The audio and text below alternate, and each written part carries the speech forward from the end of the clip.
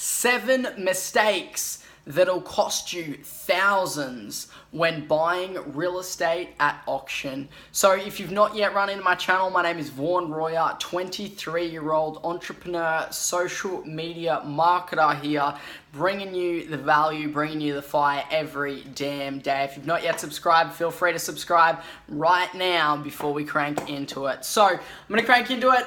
Tip number 1 is make sure that you have your loan pre-approved. So go to the bank and say to them, look, I'm looking at buying a house around X and Y amount of money. Would you be able to give me pre-approval because I'm looking at buying at auction? So then you have that secure. You want that pre-approval because if you do buy at auction and you don't have a pre-approval, you are going to have a very bad time, because if anything falls through, you could lose your deposit as well. So have that pre-approval, get approved for however much. When I did this, I even got I think $100,000 more than what I thought what I wanted to pay, just so then I made sure I was without a doubt safe. Number 2 is have 10% deposit ready. And you might say, how do I know what 10% is if I don't even know what it's going to go for at the auction? I'll be covering that in a second. But make sure you have around 10%, if not more, in your bank account ready and waiting. So when you do win it, or if you do win it, you've got the money there and you can get that cranking straight away. Make sure, tip number 3, make sure that you go and view the house before the auction, because when you're there on the auction day, you have a time constraint. You have pressure working against you, and you do not want to be looking at a house when you're under pressure. The reason why is because the small things that you would usually see when you're relaxed, calm, and have a clear mind, you will not see when you're under that pressure. You'll be going, all right, is it all good? Okay, buy. And you just go straight away and straight into the auction. And that's one thing that can certainly trip you up. So make sure before you go to that auction, make sure you've already viewed the house in your own time and when you have the clarity of your own mind. Tip number 4, set yourself a damn limit. Set yourself a damn limit. Say, this is how much this house is worth. This is how much I'm willing to pay. Write it down and frickin' stick to it. Write the limit down. Do your market research. What are places going similar to it in the area? Write the number down that you wish to pay for that property, what you think it's worth. Write that down and stick to it. Now, tip number 5 is have frame control. Now, most people out there are like dog shit on a hot summer's day. They absolutely fucking crumble. And this is something that you do not want to do. You do not want to be dog shit on a hot summer's day, because you will fall apart, my friend. And that is something I don't want you to do. And that's why you're fucking right here, right now, watching my YouTube channel.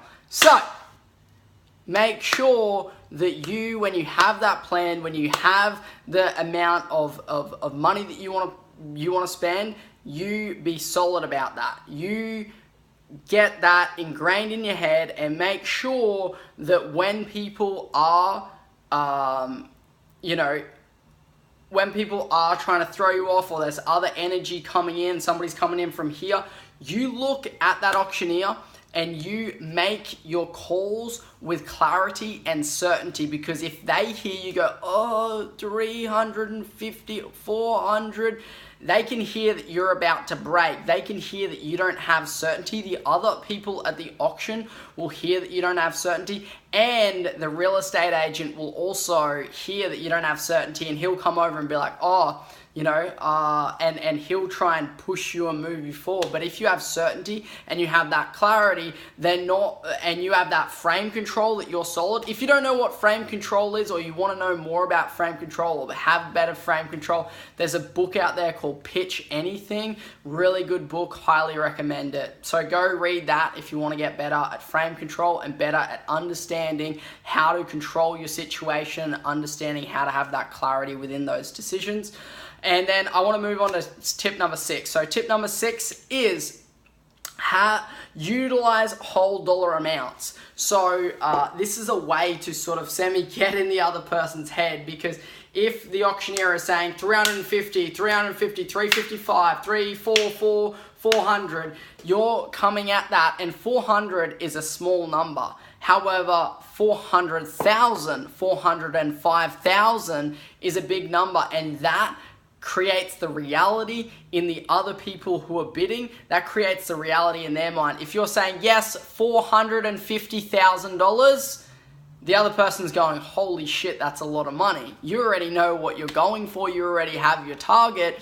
So then when you have that clarity there, that can potentially throw them off a bit, because then it's not 450, it's $450,000, and that's gonna mess with their frame control. Which in this situation, you don't want to be so tactical, but you still want to have a solid game plan, because otherwise you're going to fall victim, and like I said, you're going to lose thousands of dollars if you don't have this stuff right and if you don't have the right mindset coming into it. So moving on to number 7, this is be one of the first to bid and increase on small amounts. So what this does is when you are first, one of the first, if not the first, if you can be the first, be the first. If you think that property's going to go for 600,000 and you start bidding at 300,000 or 400,000, you've got so much margin to go. Like if your target is at 600 and you start bidding at like 400, you've got 200,000. You've got a third, of that property's value that you think it's worth in there. And they might say, no, can we start at 450? They're not going to say, no, can we start at 550? Because then they've jumped you too much, and you say, no. And then you then are bargaining with the auctioneer, and the auctioneer is having to move into your frame. So what you end up doing in this situation with these 7 steps that I'm teaching you, you end up not only bringing the auctioneer and the real estate agent into your frame, you end up bringing all of the other buyers and bidders into your frame, and you can potentially semi-control the situation and the outcomes to the best of your ability. You can't just manipulate everybody, but you're like, cool, how can I work this the best in my favor?